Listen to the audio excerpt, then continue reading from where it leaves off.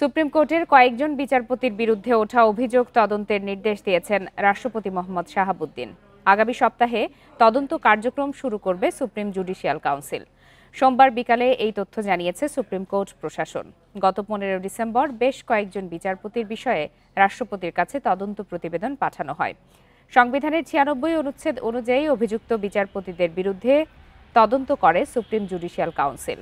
তাদের পরামর্শ অনুযায়ী পরে ব্যবস্থা নেবেন রাষ্ট্রপতি।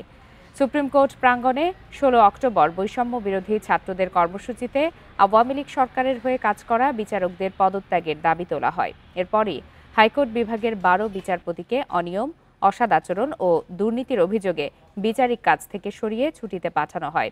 এছাড়া অসৎ আচরণের অভিযোগে 19 নভেম্বর পদত্যাগ করেন 3 বিচারক।